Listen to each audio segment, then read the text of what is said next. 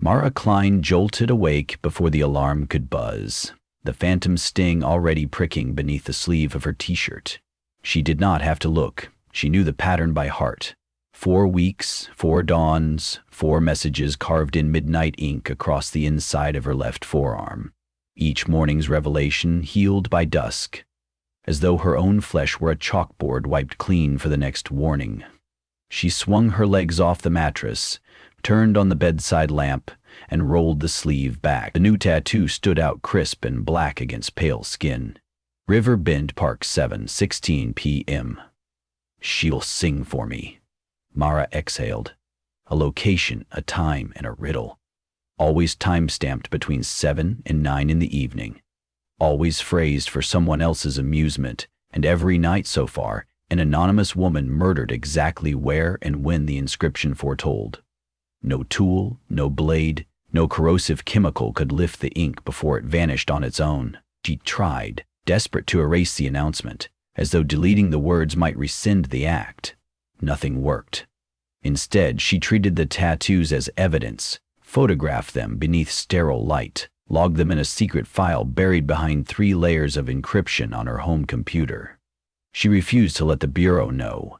The profiler in her, trained to strip away superstition, insisted she first build a case she could defend without sounding delusional. She stood and stretched, scanning her townhouse bedroom, bare walls, file boxes, and a single framed picture, her graduation day from Quantico, arm slung around her mentor, Supervisory Special Agent Len Hammond.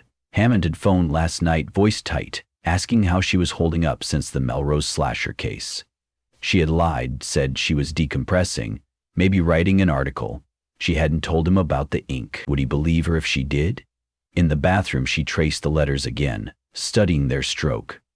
Impossibly precise, as though machine-etched. She washed her hands, half expecting the tattoo to blur in the water. It didn't. 7 hours left. Downstairs, the morning news droned. No developments in last night's brutal killing at Barton Green Apartments. Authorities haven't released a suspect.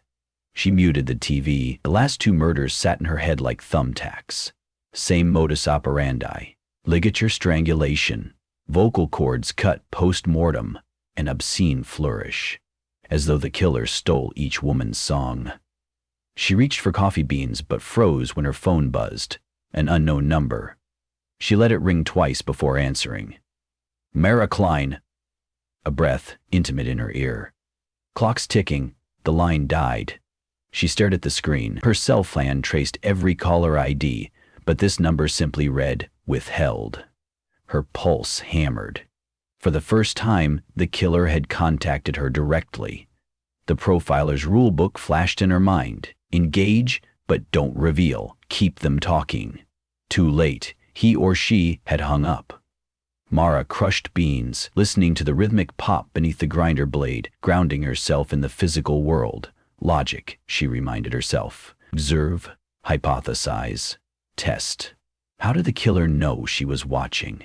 She had gone nowhere near the last 2 scenes until the cops sealed them. Yet yesterday, while she stood behind crime scene tape, an unmarked envelope had appeared on her windshield. White, unaddressed, containing a single clipping, an article she had written on victimology and signature behaviors, lines highlighted in red.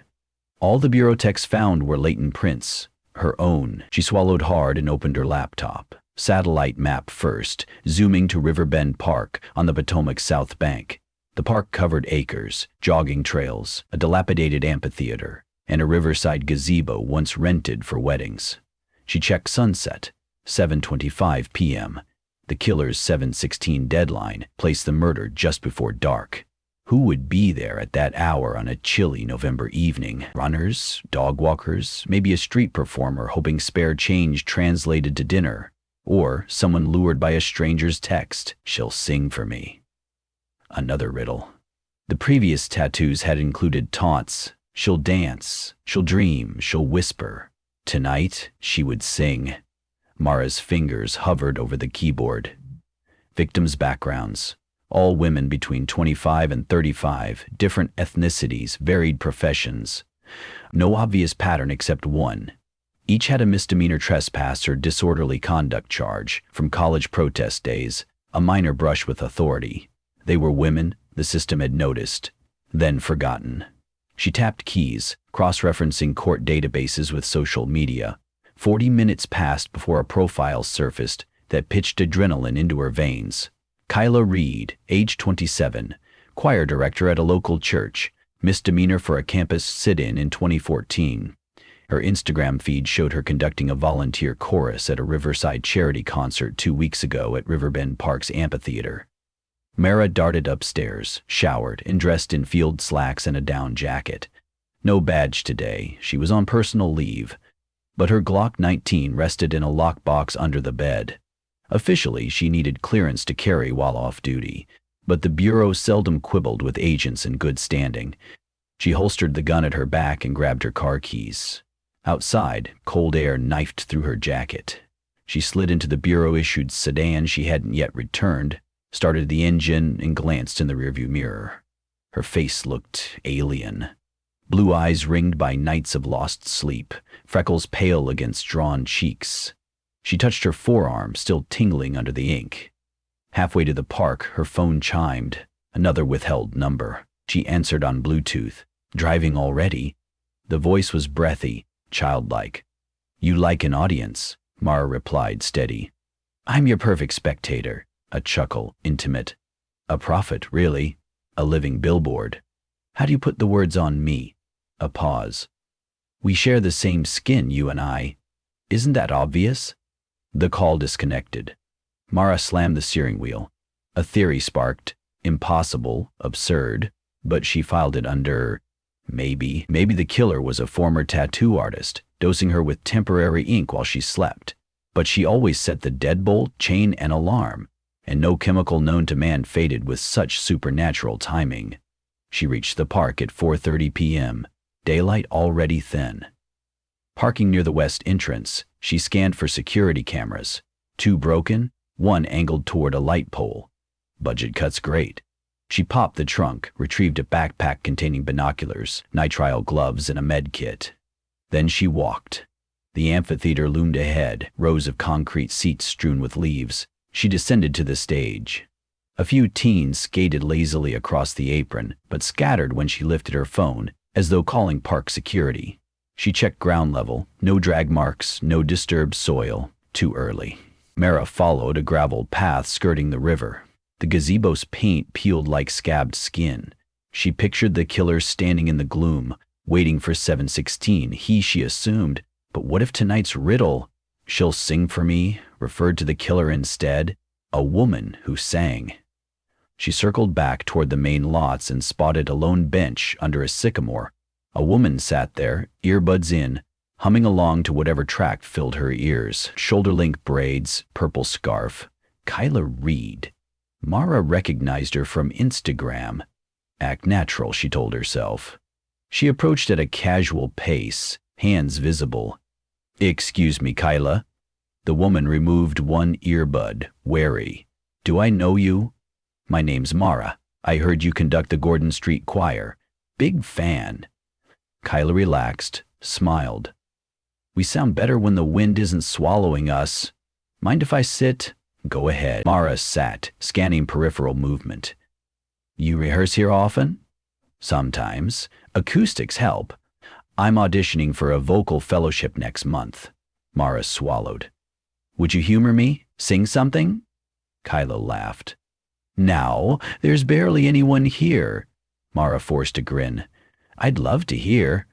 Kyla shrugged, drew breath, and released a ribbon of sound rich, controlled. A gospel run that sent chills through autumn air. Mara listened, heart hammering. She imagined unseen eyes savoring this moment. When Kyla finished, Mara said, "Beautiful." "Thanks." Kyla glanced at her watch. "I teach a lesson at 8. Better warm up." "Could you meet me tomorrow? I'm organizing a charity event and need voices." "Sure, my email's on the choir website." They exchanged numbers. Mara's brain raced. She needed to keep Kyla away from the park tonight, but how to do so without spooking her or tipping the killer? Suddenly, Kyla's gaze fixed past Mara's shoulder. "What is that?" Mara turned. A drone hovered 20 feet away, small, black, camera lens glinting. It tucked, darted sideways, then shot upward beyond branches. Mara cursed and reached for her phone, but knew filming the drone's registration was worthless. Hobby drones rarely transmitted publicly viewable IDs. Creepy, Kyla muttered. Yeah. Mara forced calm. Listen, how about you come grab coffee with me now? I can outline the event. Kyla hesitated. I've got to run, Scales. Please. Mara stood. My treat? Something in her tone must have signaled urgency. Kyla rose. They walked toward the parking lot together. At her sedan, Mara unlocked the passenger door. Kyla frowned. I should drive myself. It's a few blocks. I'll bring you back. Kyla bit her lip, then shook her head. No offense, Mara. I just met you. Mara cursed herself. Too aggressive. She stepped back. You're right. Sorry. Been a long week. Text me the details, Kyla said, and headed toward her own car, a red hatchback 2 rows over. Mara watched, muscles coiled. At least she had the plate number. As Kyla drove off, Mara's phone vibrated. A text from an unknown number. Video file attached. She tapped play. The drone footage filled the screen. The bench scene from above. It zoomed, focusing not on Kyla but on Mara's left forearm where the sleeve had ridden up a fraction, exposing the tattoo. Then a text overlay across the video. Don't spoil the show. Mara's stomach hollowed. She texted back, What do you want? Ellipsis bubbles flickered, vanished. No reply. She climbed into her sedan and tailed Kyla's hatchback, careful to keep distance. But traffic lights interfered, and by the third intersection Kyla pulled onto a side street and disappeared. Mara circled but couldn't locate the car. The killer could be following her instead. Adrenaline burned. She called Hammond. Voicemail. Len, it's Mara. I need tactical at Riverbend Park tonight, 1900 hours. Possible serial offender. Call me back. Would the Bureau mobilize with so little notice? Probably not without evidence. She needed to gather her own. She parked near the park entrance again, time 6:40, twilight deepening. She donned a dark beanie and wove through trees toward the amphitheater, scanning with binoculars. Motion, a silhouette on stage fiddling with a cylindrical object, too thin to be Kyla. Mara crept closer. A teenage boy hoisted a portable speaker. Harmless, she retreated. 6:55 p.m. She checked the river path. A jogger in neon, a couple walking a terrier. And, near the gazebo, a figure in a long coat leaning against the rail, face obscured by wide-brim hat. Old Hollywood dramatic. Mara's instinct screamed. She moved into brush, advancing parallel. The figure lifted a phone, spoke, then pocketed it. As Mara angled for a clearer view, her own phone rang. Withheld, she answered, whispering. 7:16, the voice sang. Finale time. Mara snapped a photo of the coat figure, but the shutter click, faint though it was, seemed to catch her subject's attention. The head turned. Even in dusk, she recognized a woman's jawline, crimson lipstick. The woman smiled, dipped a curtsy, then vanished into the gazebo's shadow.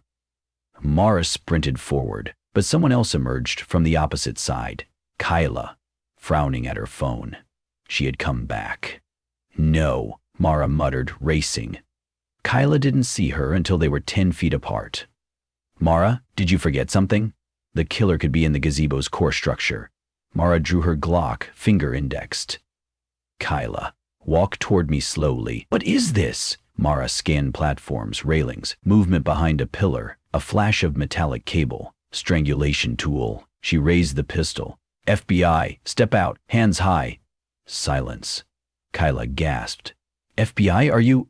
A garrote shot around Kyla's throat, yanking her backward. Kyla screamed, arms clawing. Mara fired, unwatched. Twice. The figure behind Kyla jerked but kept hold. Mara advanced, sight steady. The killer used Kyla as shield, crimson coat billowing. Let her go, Mara shouted. Kyla's voice strangled. Help!